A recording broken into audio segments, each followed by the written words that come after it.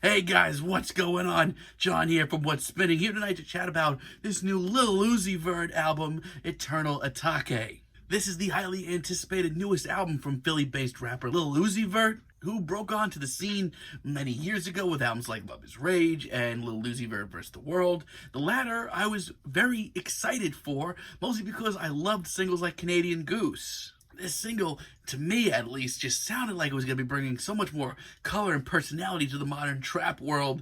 However, I was completely let down with the rest of the album. It was pretty rough. It just ended up being very bland, more of the same as far as modern trap goes. And honestly, for me at least, I felt like his next mixtape, The Perfect Love Tape, was even worse. Once again, tracks like Do What I Want, I actually really loved. But the rest of the album had no culture in sight, and honestly, I almost gave up on Lil Uzi right there. Now, contrary to what you might think, I personally still don't think that Love Is Rage 2 is complete trash. I do still enjoy singles like The Way Life Goes, and even though it's been overplayed to ungodly levels, I still think XO Tour Life is pretty awesome. But that's not what we're here to talk about today. We're talking about his new album, Eternal Atake. Let's chat about it. The album starts off with Baby Pluto, and right off the bat, I like this quite a bit. I love his more intense style here, and Lil Uzi does sound a lot more focused.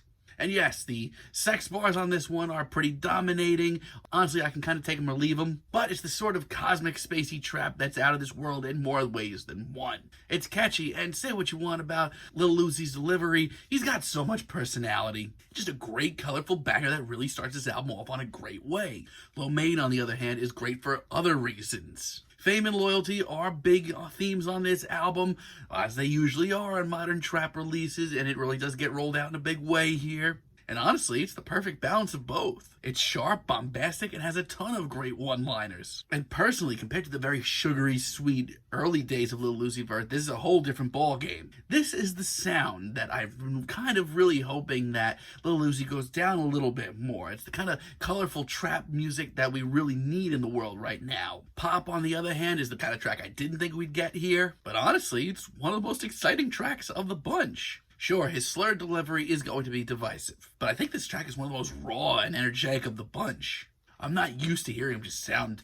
so aggressive, so much of a presence. And the beat on this track is one of the most exciting in rap I've heard all year. I'm all for this. Tracks like I'm Sorry is kind of where he should be sounding right now. To be honest, we do get a lot of sappy, almost emo trap ballads here, which I didn't think we were going to hear. And yeah, a lot of those styles are usually not that big with me at all. But for Uzi here, I genuinely think it works wonderfully. And some of his bars here are genuinely heartfelt, even though it gets a little lowbrow from time to time. But outside of that, it's smooth, and Uzi sounds as confident as ever. And with some of the ballads and the more somber tunes here, it's really great to hear a fun and bubbly track like Celebration Station. It's tracks like this where Uzi's character shines wonderfully, and I love how fun this track is. Lyrically, Uzi is far from a modern genius. But this could be used as a great example of why maybe that's not all that it's cracked up to be anymore. And this guy's charisma continues to be top-notch. I have to really hand it to Lil Uzi. He really has come together with a slew of some of his better tracks. I love the very dreamy, cosmic vibes on Bigger Than Life. I mean, once again, we're kind of in the middle of a lyrical wasteland. But there's something oddly emotional and truly heartfelt about this track. Like I said, there's a ton of loyalty bars here, but little details like Uzi's confidence and the guitar sampling and the carefree nature of this track work wonders. And I have a lot of the same things to say about Chrome Heart Tags. Once again, it's a very otherworldly beat and very otherworldly production. And honestly, once again, we're in the middle of this trap ballad that if anybody else touched, I feel like I wouldn't touch. But something about Uzi's performance is endearing here. I mean, it's a little out of my comfort zone personally, but I do enjoy it. Oh dear, oh dear, oh dear, oh dear. There's also a lot of garbage on this album, so much so that this is probably one of my hardest to rate albums of the year. We get tracks like Silly Watch early in the album. Oh boy, here we go. This is the kind of sort of wall that I was hoping that Lil Uzi would avoid by now. It's kind of what's really turned me off to him for years, to be honest. His rigid delivery here is very shaky, and honestly, this beat, he could do so much better than this. There's no personality, no charisma, no color in sight, and instantly I'm right back to where I started with him years ago. I genuinely think also You Better Move is my least favorite track here. And let me just take a second. The concept behind this album I barely am able to follow, and it should have probably been left at home. as should this track. This track is uninventive and repetitive and really annoying, and it's a shame because I do like some of the more intense and wild moments here. But Uzi sounds bored, and can you blame him? Not to mention, as much as the Yu-Gi-Oh fan in me has been dying for a Trap and Yu-Gi-Oh crossover for years, I really wish this one was left at home. Homecoming isn't that much better. I do honestly continue to like some of the beats and the production, but Uzi's verse here is just so average. There's some okay moments on tracks like this, but compared to all the great tracks I just ran through, this is very, very underwhelming. And it just gets worse later in the album, sadly. Bust Me isn't that much better at all. Say what you will about this album, but I really thought that he was on a roll with some of the more ballad tracks here, but this is bad. To be honest, compared to the other ones, this is the polar opposite of where we should be right now. This is overly cheesy, borderline ridiculous. And obviously, sex and rap have had a crossover relationship for years, and when done correctly, it can be very powerful. This, however, leaves nothing to the imagination and is just ridiculous. And Prices is even worse, to be honest. As far as an instrumental goes, this is one of the worst tracks here. And I don't know, compared to some of the great tracks I ran through earlier, this has no flavor to it. It's a banger and all. If this came on in a club, I'd probably go a little nuts.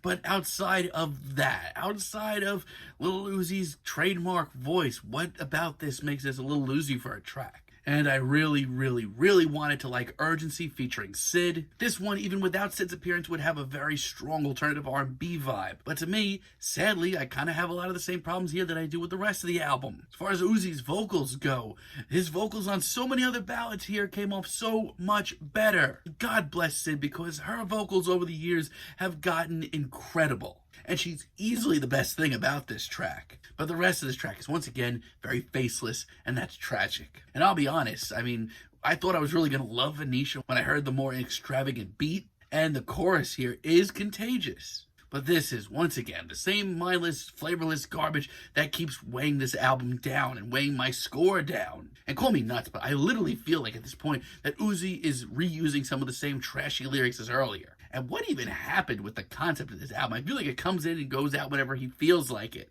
Oh, God, it's exhausting, a lot of this album. And it's so long, too. But then he makes it really hard by, honestly, really ending off the album in a pretty good way. As much as a mixed bag of an album this is, I like Secure the Bag a lot. I love the drearier beat here, and I love the very gloomy, somber performance from Uzi. Something about that really hits hard. It's nothing genre blending or flashy or inventive, but he does it so well. And you can hate me, you can call me out, you can call me a poser, whatever. I honestly don't think part 2 is a bad ending to this album.